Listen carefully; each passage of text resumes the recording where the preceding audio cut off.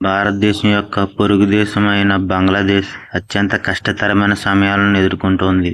బంగ్లాదేశ్లో హింస ఆగిపోయే సూచనలు కనబడడం లేదు. బంగ్లాదేశ్లో ప్రస్తుతం రాజకీయ, ఆర్థిక అంశాలతో సహా ప్రతి అంశంలోనూ చాలా కల్లోలం ఉంది. అయితే తిరుగుబాటు తర్వాత దేశంలో కొత్త ప్రభుత్వం ఎలా ఏర్పడుతుంది మరియు దేశంలో తిరుగుబాటు తర్వాత కొత్త ప్రభుత్వాన్ని ఎవరు మరియు ఎలా ఏర్పాటు చేస్తారో తెలుసుకుందాం. ప్రపంచం మొత్తం చూపు ఇప్పటికీ బంగ్లాదేశ్ పైనే ఉంది.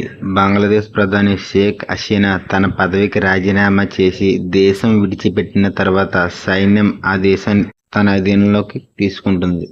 ప్రస్తుతం బంగ్లాదేశ్లో పూర్తి సైనిక పాలన ఉంది. అయితే బంగ్లాదేశ్లో తాత్కాలిక ప్రభుత్వం ఏర్పాటు చేస్తున్నట్లు ఆర్మీ చీఫ్ జనరల్ వకార్-ఉజ్-జమాన్ ప్రకటించారు.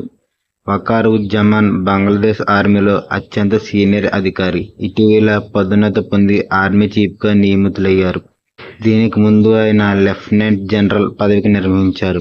అతను జూన్ 23, 2024న బాధ్యతలు స్వీకరించారు మరియు రాబోయే 3 ఏళ్ల పాటు ఈ పదవికి కొనసాగుతారు. ఇప్పుడు తిరుగుబాటు తర్వాత కొత్త ప్రభుత్వం ఎలా ఏర్పడుతుందనే ప్రశ్న తలెత్తుతోంది.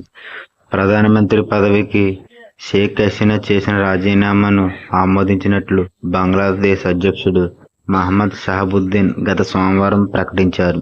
దీంతో పాటు పలు కేసుల్లో దోషిగా తేలి గృహ నిర్బంధంలో ఉన్న మాజీ ప్రధాని ఖలిదా జియాను కూడా విడుదల చేయాలని ఆయన ఆదేశించారు. అదే సమయంలో అధ్యక్షుడు షహాబుద్దీన్ కూడా పార్లమెంటును రద్దు చేసిన తర్వాత మధ్యంతర ప్రభుత్వం ఏర్పాటు చేస్తున్నట్లు ప్రకటించారు. ఇప్పుడు రాష్ట్రపతి ఆదేశాల మేరకు అవామీ లీగ్ నేతృత్వంలోని ప్రభుత్వం ముగిసిన తర్వాత దేశంలో మరోసారి కొత్త ప్రభుత్వం ఏర్పడనుంది.